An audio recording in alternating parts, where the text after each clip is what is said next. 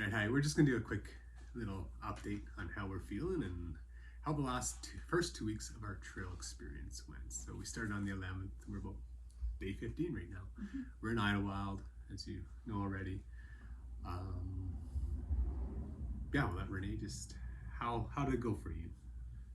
It was pretty good. It was very nerve-wracking starting out, a little intimidating. I try not to think about how far we plan to go and just cut it out into little chunks. So my next chunk is just to Cabazon. Everything is feeling pretty good. My feet have been a bit of an issue. I've had some problems with the ball of my foot and some with my heels, maybe Achilles stuff, I'm not sure.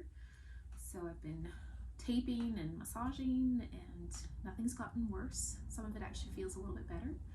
And then today in town I actually bought a pair of new insoles that I'm hoping will help with these problems just a little bit more so nothing gets worse and I can keep on going. But other than that, everything feels good. I feel like I have pretty good energy, especially considering that I had surgery back in January. So yeah, I'm pretty happy with how I'm feeling.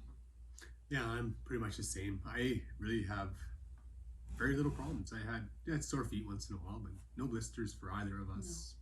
No. We've been really lucky so far. I'm really blessed that our bodies are holding up. So yeah, overall the experience for the first 2 weeks has been very good. Actually, I think the hardest day was coming out of Julian.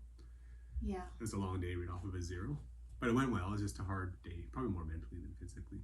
Not physically, it was good. A lot of the days to the mornings are really good. Mornings are awesome. We're learning that we need to get up early and enjoy the mornings, especially when it's supposed to be hot out, because by mid-afternoon it's just getting so hot that it gets harder to enjoy yourself and to keep going and keep focused and mentally happy.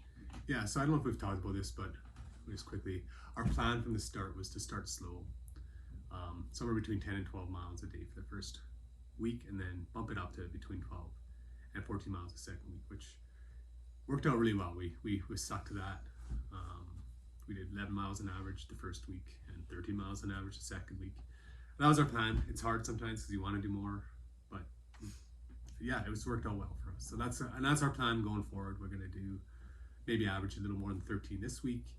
Although actually this might week be a little less. This week we're actually gonna shorten it down for the next little block because it's a pretty intense piece of trail. So the next 2 weeks are probably gonna be some of the hardest trail conditions we'll have to go over. We hit the Santa Jacintos mountains tomorrow, and that's gonna be a lot of elevation gain. We get back in the snow, some low downs and stuff. We're gonna see how that trail goes. But yeah, other than that, feeling really good. But we're gonna try to keep it our days low. If it wasn't for the change in terrain and difficulty, we would have bumped it up to basically 14-mile days. But now we'll just bump up our time instead. So instead of being done trail by maybe 3 o'clock, we might push it to 3:30, maybe 4 o'clock or something. But try to get a little longer, a little more effort. Overall going well. Yeah.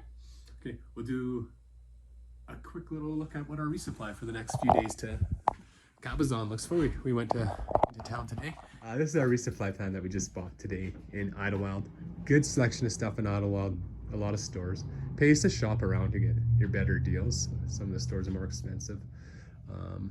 But looked around. The Outfitters Nomad Adventures was really good for our healthy bars and stuff. So anyways, for breakfast, we've decided to go with the instant breakfasts this time around. Just a lot of good proteins and nutrients in those, and they're easy to do. We just throw them in our water bottle, shake it up, and then we can drink it while we're walking. Actually, I still like to have my hopefully instant coffee in the morning and with some tea for Renee. We might try a day or two where we just have caffeinated noon tablets in our water, so we don't have to actually make breakfast in the morning. We just pack our bags up and get going. Just saves a lot of time in the morning when it's nice hiking. For lunch, we're gonna stick with, I think for now, for just the wraps and the peanut butter and maybe some salami and cheese. That's our lunch. Our dinners are gonna be these instant freeze-dry dinners for now. One of these packages is supposed to be good for 2 people. As it says on there, it's for 2 hungry, tired explorers, but yeah, they're not enough. So we throw in, for dessert, we usually have just to get a few extra calories. We'll throw in an itchy band for dessert, and maybe a few other snacks if we have them.